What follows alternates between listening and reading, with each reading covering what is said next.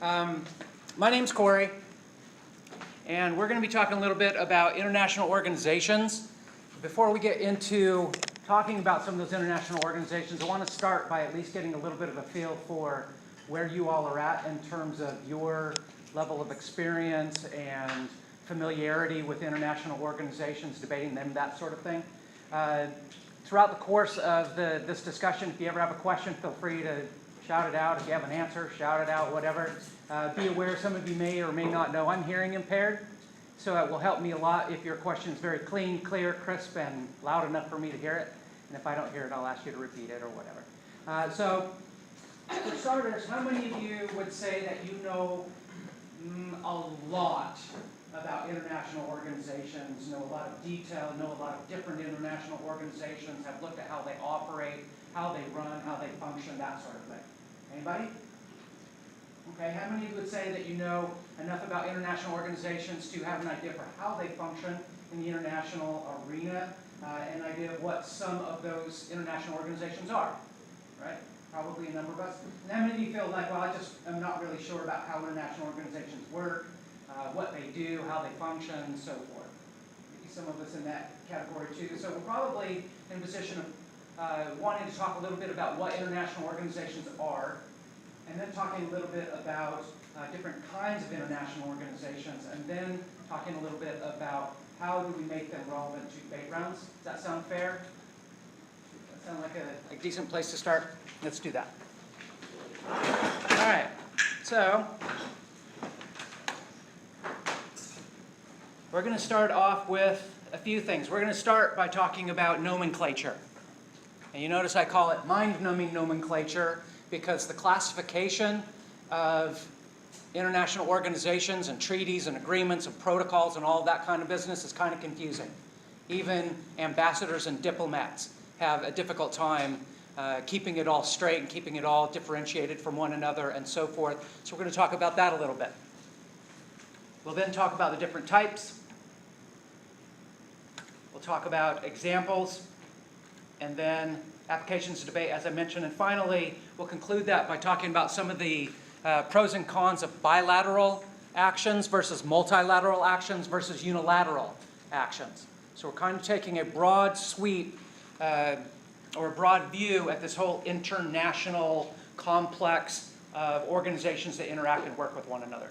So let me ask you all a question to begin with. What is the difference between a treaty and an international agreement, or some of these other terms that you see listed on the board, like an accord or a convention or a protocol? Because we hear about things like, the Geneva Accords or the Kyoto Protocol or the IMF Treaty or the Free Trade Agreement. You have all these different words that are kind of thrown around. Who wants to take a stab at what the difference is between a few of these things, and in particular, what's the difference between a treaty and an agreement? Anybody? Yeah. A treaty is binding legally, whereas an agreement is legally non-binding and then not allowed to take place. Great. Anybody else? Why do we use these terms like protocol and accord and anything like that? Convention. Any ideas? Or I know you're burning to say something. I can see it right on the tip of your tongue. Go ahead. It sounds official. Yeah, it's a big part of it. It's a big part of it. A lot of this comes down to when nations get together to negotiate an agreement, a treaty, a protocol, a charter, an accord, and a lot of it comes down to what they decide they want to call it at the time. Part of that is based on how serious the issue is that they're dealing with. Some would argue that a treaty is slightly different than an agreement because an agreement is not quite the same status as a treaty. A treaty is more important. It's more, as you mentioned, legally binding. As it works in international law, there's no difference really at all between any of these terms that are used. In fact, the UN itself says that the practice of states interacting with each other over time has developed a variety of terms to refer to international instruments by which states establish rights and obligations among themselves. So there are lots of different terms that could be thrown into there. It goes on to say that in spite of this diversity of terminology, no precise nomenclature exists. So even the UN can't exactly figure out the difference between a treaty and an agreement and an accord and a protocol. There are different bodies within the United Nations that treat them differently, so they don't even agree internally about what they're called. And a lot of it comes down to some different countries treat different terms in different ways. We treat treaties in a way that's maybe different than, say, China might treat a treaty. The European Union treats a union maybe in a different, or a charter in a different way than we might treat a charter. The countries of Central America might treat an accord in a different way than the Islamic countries might treat a convention. Partly because of history, partly because of culture, partly because of politics in that particular region, etc. As we go through this, let me click a little bit further into this. A lot of it has to do with the meaning of that particular issue that's being dealt with. It goes on to say that international law applies basically the same rules to all of these different agreements. So an agreement, a treaty, a protocol, a statute, a convention, even memoranda of understanding, all of those things in terms of international law have the same force, they have the same set of laws and rules and guidelines that are applied to them. We just use different terminology. In 1969, there was this thing called the Vienna Convention on the Law of Treaties. It took 20 years for them to actually make this happen. They started planning for it in about 1948 to make this thing happen. And 20 years later, they finally got around to holding this international conference where everybody got together in Vienna, Austria, for the purpose of determining what are treaties, what are international relations, how do we apply international law to these different accords, these conventions, these policies, etc. So they have what is essentially the the Vienna Convention was itself set out as a treaty. It's kind of talked about as being the Treaty of Treaties. It's a treaty that talked about how do we engage each other when it comes to issues of treaties. So there's a lot of things going on. And one thing that is important for us to remember is this last line here. It's not so much important what the title of the particular international instrument in question is. It's more important the language that is used in that particular document. Sometimes the language that is used is more binding. Sometimes it is more of a contractual nature. Sometimes it's a loose agreement where you kind of agree, hey, we're going to try and do this thing.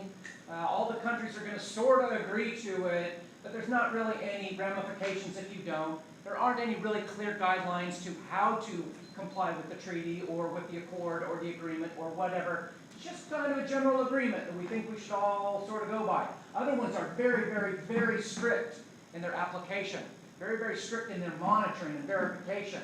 Very, very strict in the protocol about the way that particular treaty or convention or protocol is to be carried out and how people comply with its rules. So it's really comes down to the actual wording and language within that particular treaty, agreement, protocol, etc. Throughout the course of my discussion, I'm going to kind of refer to most of them as agreements, because agreements is kind of, given my reading of these issues, it's kind of a common denominator. Most everyone would agree that treaties and conventions and protocols and accords are at least an agreement to do something, whereas not everyone will agree that an agreement rises to the same level as a convention or a treaty. So I'll probably use the language of agreement more often than anything else. So let's talk about the different types of treaties and agreements that there might be. When we do this, we have to consider a few things. The first thing we have to consider is who is involved in the agreement.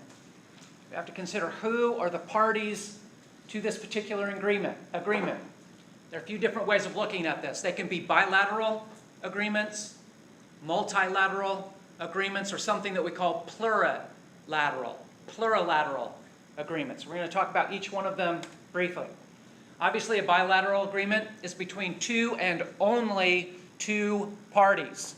That's why it's bilateral, two. So it's an agreement between two individual countries. Multilateral, obviously, an agreement between more than two countries. There is a slightly different thing here that we call a plurilateral agreement. We don't come into this, across this very often, but it is at least something we should know about. A plurilateral agreement is when we have a multinational agreement within a multinational organization that applies to only some of the member states, right? So you might have the World Trade Organization. And within the World Trade Organization that has well over 100 different nations in it, within the World Trade Organization, there might be an agreement or a treaty amongst only some of the members. For instance, within the World Trade Organization, there's this treaty or this agreement about the trade and sale, the purchase, export, import of civilian aircraft. But only so many countries really engage in the production and sale of civilian aircraft, airplanes, jetliners. So there's about 30-some odd countries within the World Trade Organization that actually engage in that particular line of trade or area of trade. So they have a separate agreement within the WTO to which they are all bound, but the rest of the WTO is not a part of that. Another example is this thing that is called the Schengen Area. Anyone ever heard of that before? The Schengen Area in Europe? The Schengen Area in Europe is an area where it's essentially a passport-free zone. You have the 28 members of the European Union, but within the European Union there's a separate thing called the Schengen Area or the Schengen Zone, where if you get into one of those countries and you go into one of the other countries, you don't have to show your passport.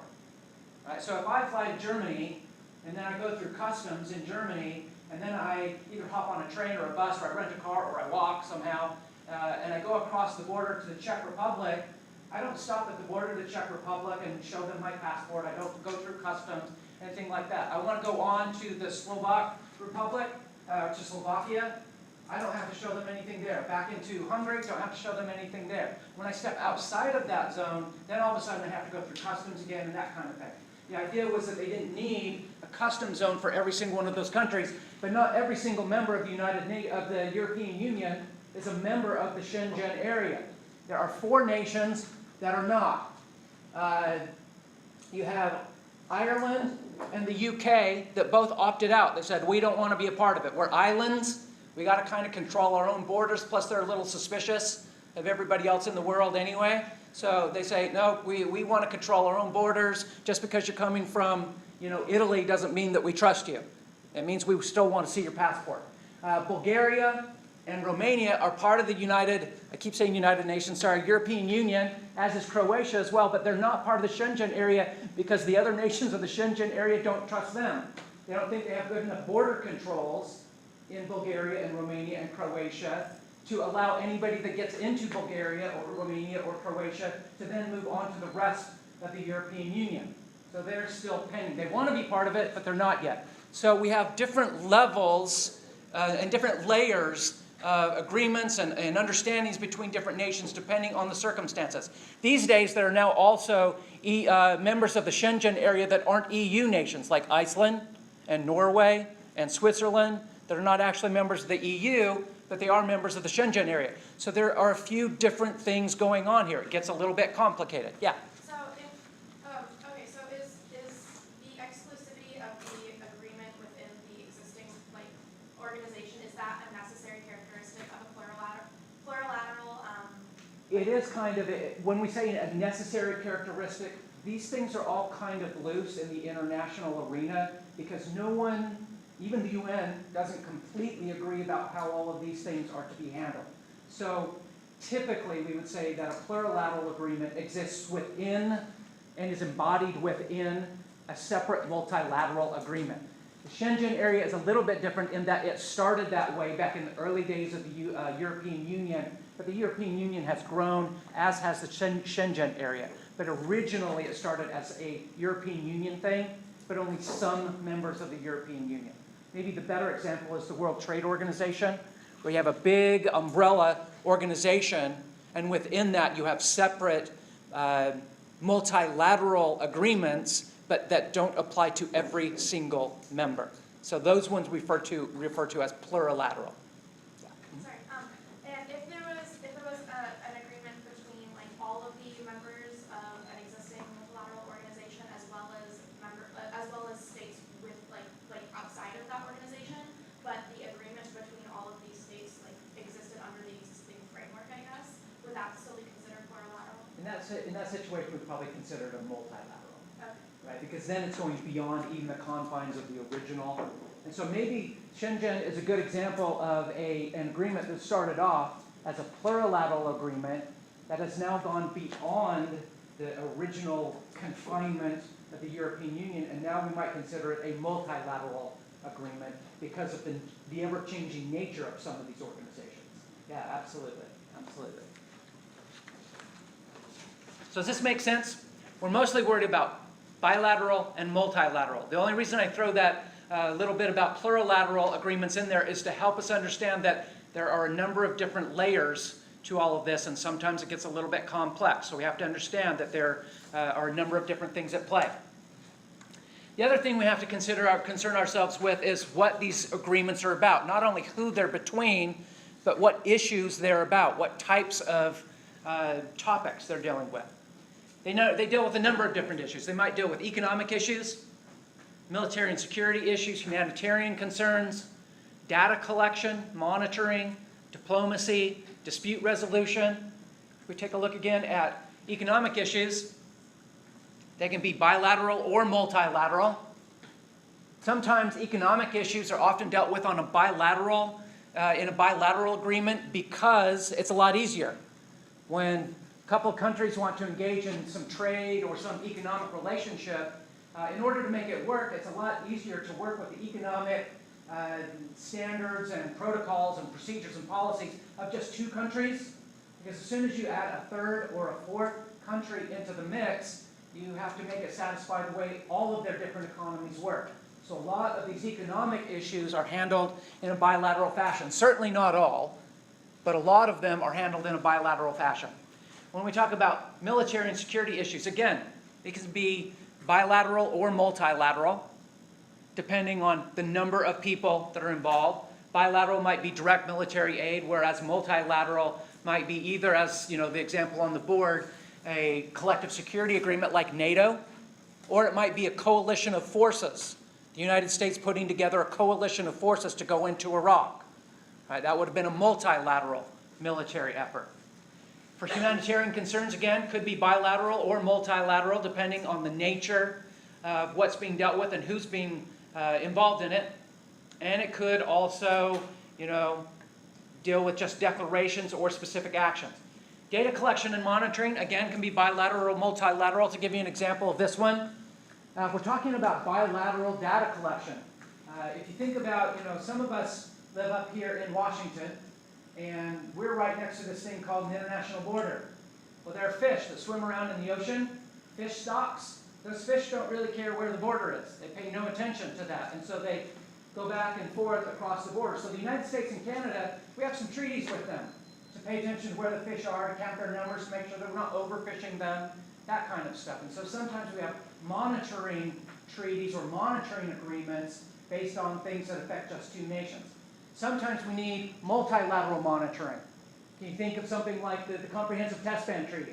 It's not in effect yet, but if it were to go into effect, there would be an international monitoring regime that would have different sites all over the world that would test the air, and they'd use satellites to try and see whether or not nations were cheating and trying to get away with clandestine nuclear testing. Right? And so in that case, we would be monitoring things from a multilateral position. Finally, this last category of diplomacy and dispute resolution. These are typically multilateral in nature. What I'm talking about here are things like the United Nations and the World Trade Organization and the Organization for American States and the European Union that bring a lot of different countries together for them to get together and talk, negotiate, debate with each other about important issues that are going on, as well as to settle disputes. When they have a problem with one another, they could either, you know, whip out the guns and tanks and AK-47s, or they could take it to arbitration. They could take it to WTO if it's a trade dispute.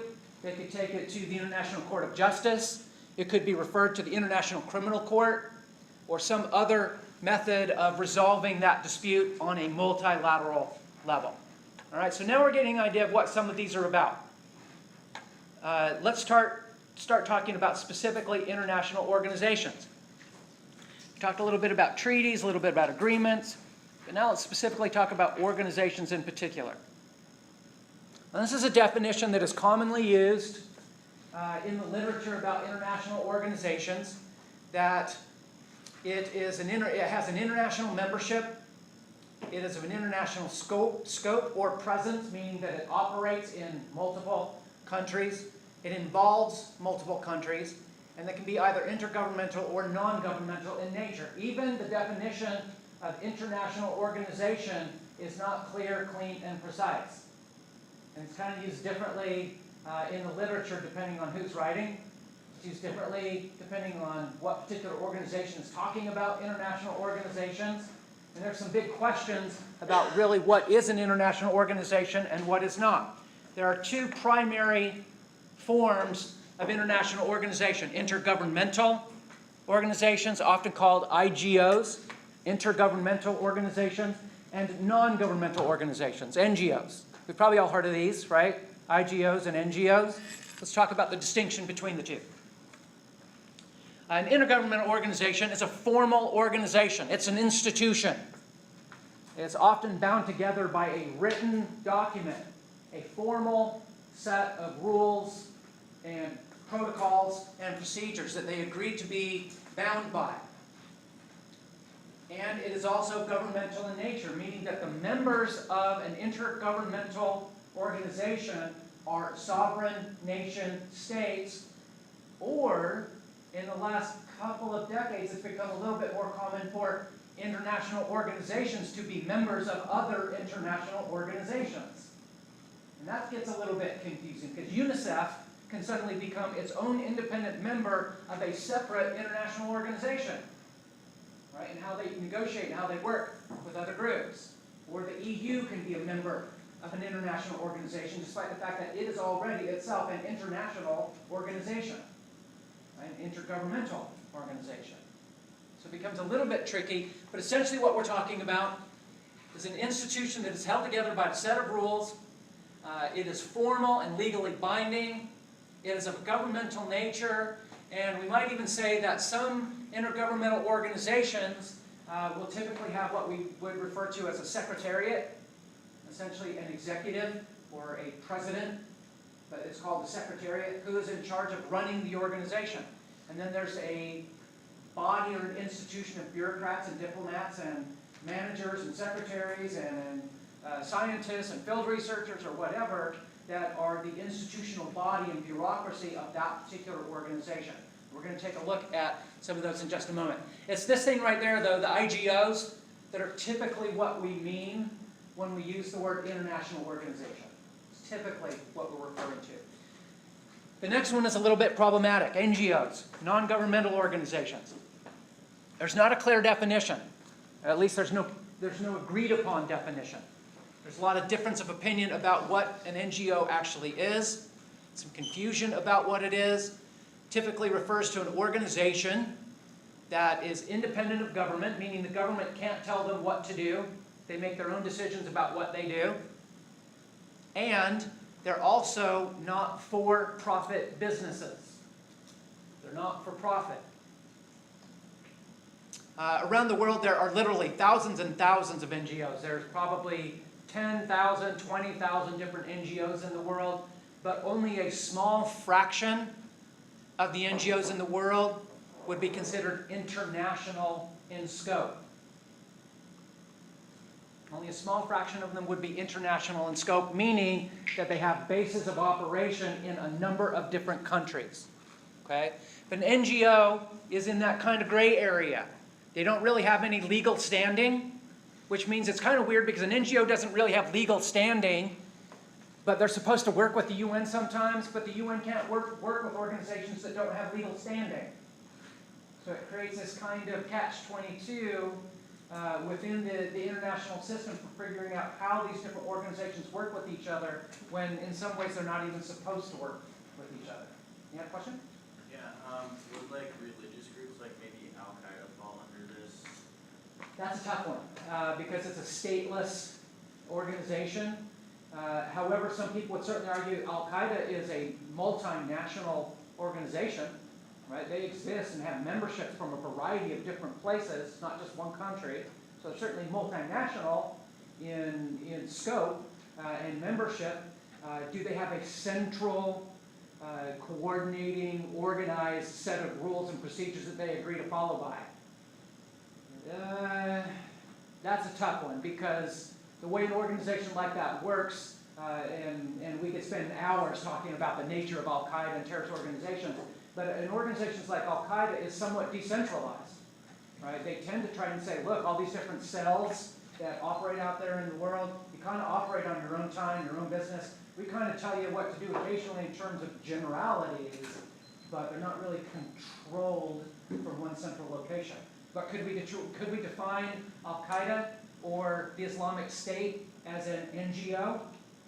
I guess the Islamic State would say they're no longer an NGO, now they're a state. Right? But yeah, we probably could define that as an NGO. We probably most people wouldn't. We would just consider them, at least in this part of the world, we would just consider them a terrorist organization that is in some other category. But that's a very good point. That yeah, they probably meet the many of the definitions out there of NGO. And they do things like like Hamas or the Muslim Brotherhood or the Ba'athist Party. A lot of them began as charitable organizations. Right? You think about Hamas, one of the reasons it gained support, or the Muslim Brotherhood, one of the reasons it gained a lot of support in the countries where it was operating was because it was setting up soup kitchens and community schools and community gardens and stuff like that. And people said, oh, finally somebody is taking care of our needs.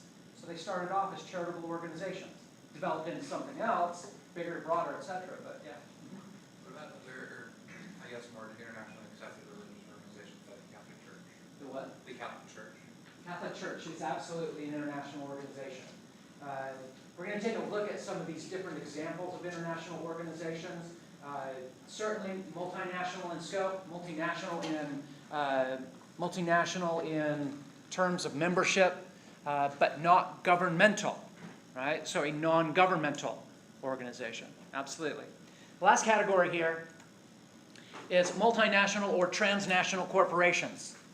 Multinational or transnational corporations. These kind of have to be included in this discussion just because they're out there. They exist. And they're very powerful and influential players.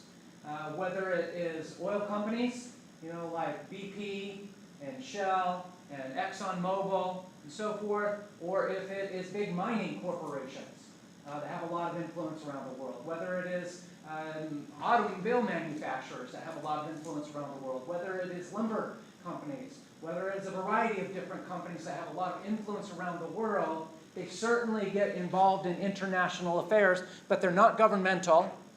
They're for-profit, so they're not non-governmental organizations, right? But they're also not governmental, so they're not intergovernmental organizations.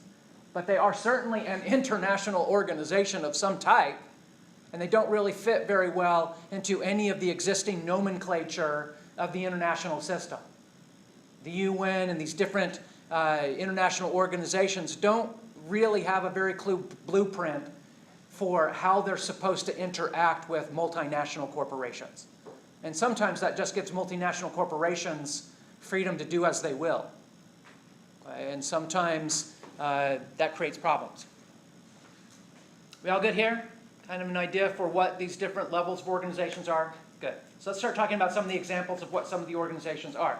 First of all, let's start off by taking a look at issue-oriented organizations. Organizations that are created for dealing with a particular topic or issue. There's a lot of them. We have economic organizations, things like the International Monetary Fund, the World Bank, the World Trade Organization, the G8, the G7, the G20. Down below somewhere else, I think I have the G77. Do you all know what those organizations are? The G8, the G7, the G20. The G7 was an organization that was created amongst the 7 most powerful economies in the world. Right, the 7 big economies, and they kind of got together to say, hey, let's kind of direct the international economy in our favor. Let's try to make things work. Let's build the market. After doing that for several years, then they decided to add Russia, right? Because Russia abandoned communism. Russia's an important international player.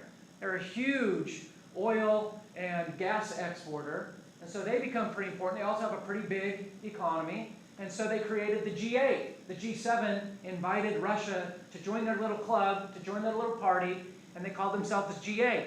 Recently, Russia was kind of kicked out of the G8, right? Not so much in a formal way as much as they were shunned. They were avoided. They just said, all right, fine, we won't be meeting as a G8. We're only going to meet as a G7 for a while because of the situation in the Ukraine and because of Russia's involvement with that. The G20 is essentially the top 20 economies in the world, although it is not strictly number 1 through 20 in terms of GDP.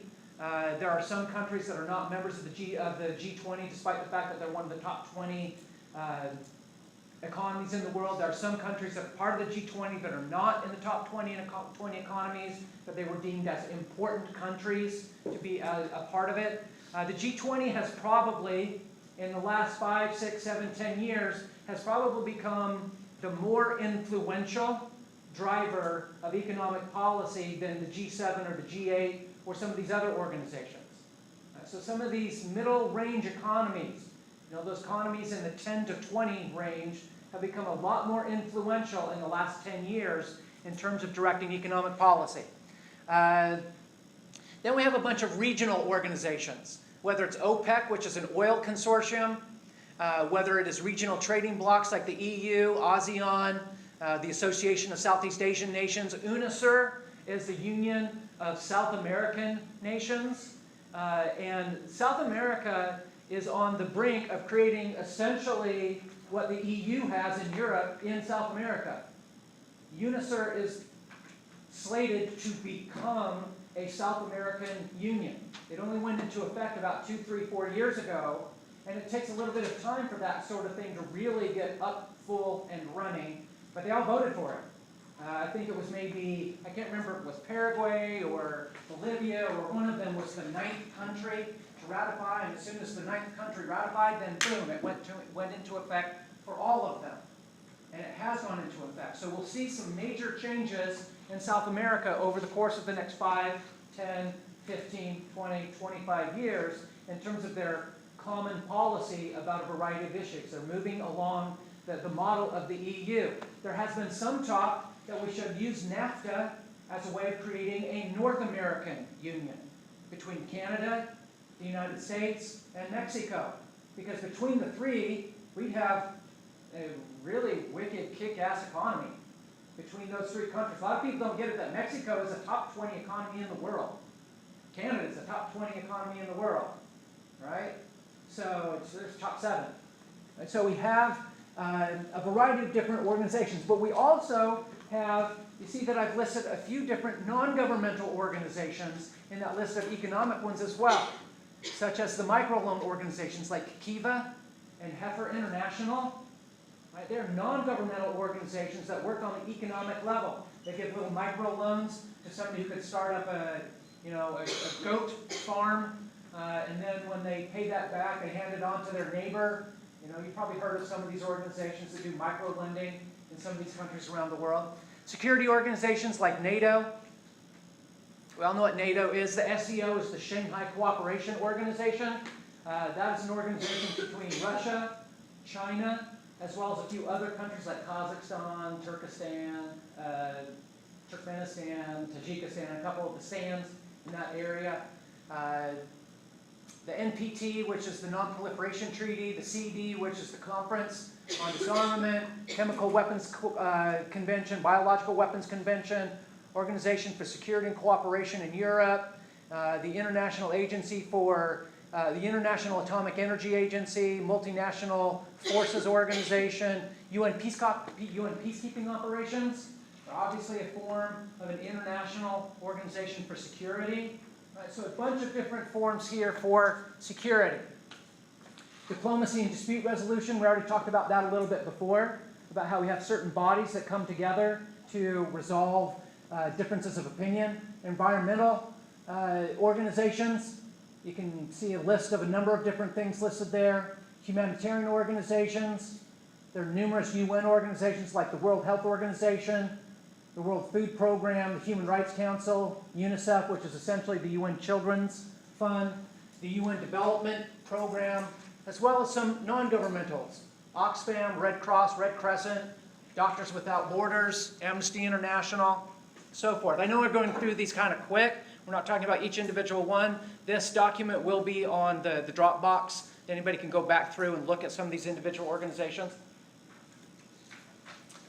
There are also, those were some of the issue-oriented organizations. There are also membership-oriented organizations. These are some of the ones that were mentioned just a few minutes ago, right, where we have regional organizations in different parts of the world. So when we have regional organizations like the EU, the European Union, or the OAS, the Organization of American States, or ASEAN, the Association of Southeast Asian Nations, or the Arab League, or the Commonwealth of Independent States, or CARICOM, which is the Caribbean Community, UNICER, which is South American Union, ALBA, which is the Bulgarian, South American nations. When we have these regional organizations, they work kind of like the UN for that particular region.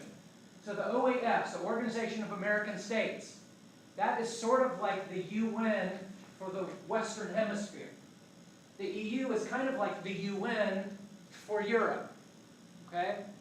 They don't have nearly, well, the EU probably has more power in Europe as far as telling its individual member states what to do than the UN has power in terms of telling its individual member states what to do. But the OAS doesn't have an awful lot of power to tell its individual member states what to do. They can make recommendations. They can reach agreements if all the countries agree and agree to abide by certain things, but they don't have a lot of, as far as authority in telling people what to do. Some of these regional organizations actually have the ability to create peacekeeping forces, to raise an army. Not very many of them. African Union, the AU, they have the authority and power to put troops together to go into a nation to try and resolve a complex situation. Ecowas, the Economic Community of West African States, is an organization that can put together 5, 10, 15,000 troops and send it somewhere. So when you're talking about in debate rounds, well, who could we use to do this differently? ECOWAS, if you're in Africa and you're talking about sending U.S. troops into Libya to resolve the conflict that's going on, you're on the negative. You say, bad idea. Don't send the United States in. That will cause imperialism. That will cause backlash. That will cause all these problems in the international realm. Send the AU in. Or send ECOWAS in. Let them put together a peacekeeping operation to resolve the problems. They have better on-the-ground intelligence. They work in these countries. They might speak the languages. They avoid U.S. imperialism, that kind of thing. Right?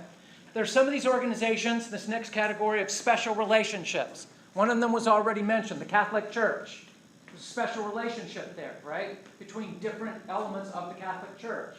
There's another religious organizations up there. That first one, the OIC, is the Organization of Islamic Conference. Sometimes it's called the Organization of Islamic Countries, but it is actually the Organization of Islamic Conference. And essentially, it is like a UN for Islamic nations. So if you're dealing in if you have a topic about an Islamic country or predominantly Islamic country, the OIC maybe becomes a really good alternative actor-counter plan because they can operate Muslim to Muslim versus the United States coming in and telling a Muslim nation what to do, which usually isn't taken too well by the country in question. A couple of these other ones, the non-aligned movement is a group of nations that was created largely during the Cold War to say, look, we're neither with the West, the United States and Europe, nor with the East, the Soviet Union. We're not aligned. We want to negotiate with both of them. We want to trade with both of them. We don't want to put ourselves firmly in either camp. That still exists. BRICS, anybody know what BRICS is? Who are the nations in BRICS? So what's B? Brazil, what's R? Russia, what's I? Who? India. What's C? China. And what's S? South Africa. Right? These are the up-and-coming, powerful economies. Those 5 nations get together and they come up with strategies together to say, hey, how can we direct international issues to benefit our economies? We're just a little bit below this G7 status. We're a little bit separate from those Western countries that try and control and run everything, the US and the UK and Germany and France. So we're going to create this separate little thing that tries to direct policy and events to their liking. I have a question about the non-alignment. Is membership to that is still like a determining factor of whether a country is considered third world or not? It's kind of open, it's essentially open enrollment or open membership, except what, and it's also kind of fluid in what the non-aligned movement actually is. It was largely started by countries like India that wanted to say, well, you know, we're a big, powerful country, but we don't really want to, you know, hitch ourselves completely to the United States or to the Soviet Union. We want to stay out of that spat. We don't want to be a part of that fight. And so for them is a way for those kind of countries to get together and try to create trade relations with each other in such a way as to avoid getting caught up in the Cold War. So is there like an internationally agreed upon like definition of first, second, and third world countries, or is that not really a thing since the Cold War? There are many definitions, probably not very many that are agreed upon. Okay. Right. That also, this idea of first, second, and third world country is not only problematic in terms of establishing hierarchies and the kind of stereotypes that we associate with that. There are other ways of talking about developed countries and undeveloped countries or lesser developed countries, LDCs, but there are also some, you know, a lot of people consider that a pejorative term. There are also, there's discussion about core and periphery countries, where there are the core international powerful countries and the countries on the periphery. But again, we're still saying who's on the in and who's on the out. This was also thrown, a lot of that was thrown into disarray with the collapse of the Soviet Union, because for the longest time, a lot of those Eastern Bloc nations, like Eastern Europe, they were considered second world, because they weren't third world countries, but they also weren't developed Western economies, industrialized economies. And so when the Soviet Union fell apart, all of a sudden you have all these countries, most of them, not most of them, but many of them rushed to Europe, and they're hard to classify. Okay. They're kind of in a state of development that is all over the place. I was just wondering, since the labels of first, second, and third world like countries They were able to what? the labels were determined by alignment during the Cold War, like with Russia or US Or before, even before, you know, they were determined by people in the international system that saw the international system in a certain way. Whereas the non-aligned movement would have been a group that would have said, let's take this first, second, third world language and just throw it in the garbage can and talk about individual nations as individual nations. So we have to be careful with that kind of language. Sure. So what you said about the non-aligned movement being an example of a very fluid international organization, what do you think, especially as like, for instance, I think this landscape is kind of changing with like UN action and then like G7 and G8. It's like, how do you think that movement is something that has potential to come back more, or, you know, is it going to kind of remain as a lesser known organization? It has always kind of lurked in the shadows. Yeah. And one of the reasons is that it doesn't really have any power. Yeah. The only power that it has is the agreement that the members of that movement, and it's more of a movement than a defined organization. Yeah, sure. Its power comes along the lines of whether or not the member states agree to kind of do things together. Yeah, for sure. Right? It's kind of, you know, like the Commonwealth of Nations. Those are all the countries that at one time were governed by by England. There's like 53 countries around the world that were at one point part of the British Empire. Yeah. They still kind of try to trade. There's nothing binding on Commonwealth nations. Yeah. There's no legal, they're not legally bound to work together, but they do so because they kind of have a similar outlook on things. Same with the non-aligned movement. However, when you take any one of those individual members and put a really nice, big, healthy, fat carrot on the plate and say, act outside of the non-aligned movement and against the non-aligned movement's interests for the benefits of your individual country, there's nothing to stop them from doing that other than their, desire to be comrades with their fellow non-aligned movement members. Okay. And so, because nations act on their own interests in general, Yeah. an organization like that struggles to be very meaningful. Yeah. Some other ones like FIFA, the International Olympic Committee are pretty interesting. There is really only one. This last category is supranational organizations. This is an organization where the members have given up some level of authority to another organizational body that can tell them what to do, right? That can kind of define things for them and manage things for them. The EU has given up border control, or at least a lot of the countries have, right? There are also situations where everybody that's a member of the EU, every country, they vote in EU-wide elections. So the EU is the only one currently in the world that has that kind of relationship, but there are others that are moving in that direction. The Gulf Cooperative Council, the Arab Gulf states, are moving in that direction. The South America is certainly moving in that direction. There's some talk of ASEAN, the Association of Southeast Asian Nations, moving in that direction to have a little bit, an international or regional body that has a little bit more power, a little bit more authority to actually do things and make policies and decisions. Let's talk about the way some of these things work in debate.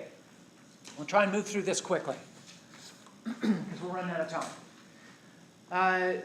Most of this is useful on the negative side, particularly with counter plans. You can use them as an international actor, or you can consult. Consult counter plans have kind of lost a little bit of their luster in the last few years as people have concerns about the legitimacy of consultation counter plans. There's some discussion about whether or not consultation is a violation of fair fiat, whether it's fiat abuse or not. But that's a debate that you can get into about whether or not it can be used like that. If you're just using it as an alternative actor, then there's not really so much of a fiat question. You get a similar fiat to the affirmative. If they fiat one actor, you fiat a separate actor. There's some question about multinational fiat, whether or not you can fiat an organization that has several different members within it, because the government team only gets to fiat one country, you get to fiat 20, right? So there's some question about that. But some of the things about alternative actor counter plans, they avoid a number of different disadvantages like relations and backlash disads. If the United States were to act in a particular region of the world, there are some countries in that region or non-state organizations like terrorist organizations or particular cultural groupings or ethnic groupings that might not like having the United States operate in their neck of the woods. They might like someone else operating in their area. If the United States takes a particular action in the Middle East, then Israel might be watching pretty closely to see what the United States actually did. And if the United States goes in and just says, hey, you know what, we're going to help Bashar al-Assad fight against these Islamic terrorists because we consider the Islamic terrorists a bigger threat to our interests than Bashar al-Assad is. We don't like Assad, but he's better than the terrorists, and so we're going to help support him. Israel's probably not going to like that, right? They're probably going to see, the United States, well, they might even like it. They might prefer it over the Islamic State, right? What I'm saying is if the United States takes action in the Middle East, then Israel might say, shit, that's not really what we wanted to see the United States do. They're moving away from us. They're getting softer. They're decreasing their commitments. It might freak them out and say, well, I guess we're going to have to start carrying out operations against not only Hamas, but also Hezbollah. We're going to carry out some airstrikes in southern Lebanon just to send a message that even though the United States is getting soft, we're not. Right? So they can have ramifications. You can also have backlash disads like in an Islamic organization in North Africa might fight back against your healthcare program in Libya. You're going to send people out into the Libyan countryside to deliver contraceptives and neonatal care and stuff like that. There are some organizations there that will say, we'll shoot all of your healthcare workers. We don't care if they have a Red Cross or Red Crescent or a UN sign or whatever. We're going to shoot them. So if you send in a different organization like the African Union or the Arab League or something like that, maybe they can operate a little bit more under the radar than the United States showing up with the stars and stripes blazing and catching a lot of attention for people that don't want to see the United States there. So maybe you can avoid some of those things. You also avoid domestic disadvantages like politics. Right? If the African Union is operating, it's going to be pretty hard for someone to put together a politics dissent against you because a really good answer is, sorry, but 95% of the Republicans don't even know what the African Union is. I mean, I'm exaggerating, but you know what I mean. Or spending disads, or BizCon, or it avoids U.S. imperialism. because you have some other organization that avoids capitalism critiques, hedge critiques, imperialism, those kind of positions. You might also get better solvency because a particular organization might have more expertise in that particular, dealing with that particular issue or in that particular region. But as I mentioned up there, remember that just because you solve better doesn't mean that you compete.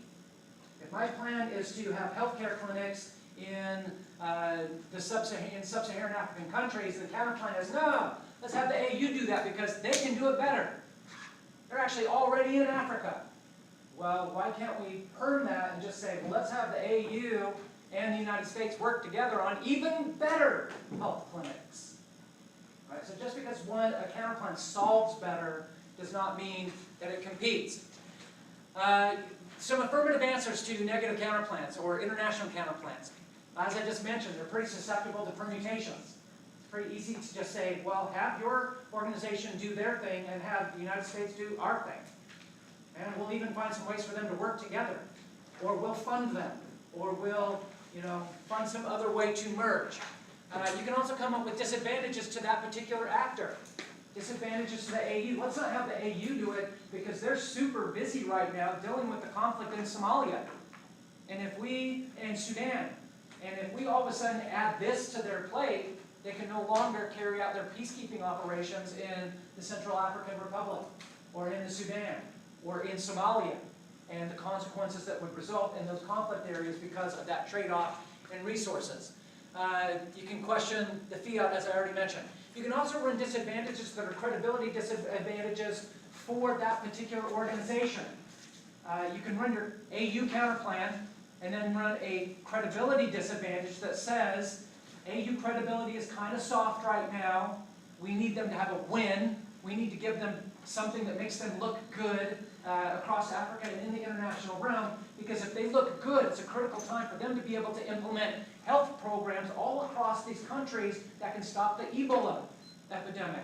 It can cut down on AIDS, but they can't do it unless they're able to show the international community that they're really effective at doing things. So let's give them the credibility rather than the United States taking the credibility. Right? So that can be an advantage or a net benefit to the counterplan. You can also use it to defend the status quo. The AU is already solving that. Ecowas is already there. The International Red Cross already has X number of people and X amount of resources on the ground to deal with that. There's also, you can get into the bilateral, multilateral, and unilateral debate. One last thing, and we'll get you out of here for this practice debate. On the affirmative or proposition government side, not as much use of international organizations on the affirmative side. This is largely in parliamentary debate a negative tool. But on the affirmative, sometimes we get topics that ask us to do something with the EU. Sometimes we get topics that ask us to do something as the United Nations. Occasionally, we might get, at some tournaments like at the NPTE, we might get a topic area that is about regional organizations. Right? That has you, in one round, be the EU, and another round be ASEAN, and in another round be the OAS, in another round the African Union. Right? That might happen. There's also, it allows you some uniqueness answers to some disadvantages by saying organization XYZ is already doing this type of effort. It should have already caused your disadvantage. They might give you examples of empirical solvency. These last two slides are the advantages of bilateral agreements, the advantages of multilateral agreements, and the advantages of unilateral agreements.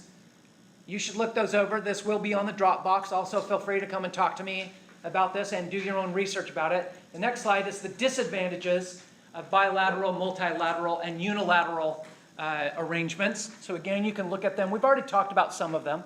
Okay. This last thing that I want to mention is that debating about international and regional organizations can be really interesting. It can be really fun to debate them, very educational to debate them. It certainly puts a twist on the way the debate round goes down, but in order to do so, you really have to know what you're talking about. You have to investigate some of these and explore and research some of these organizations so you know how they function.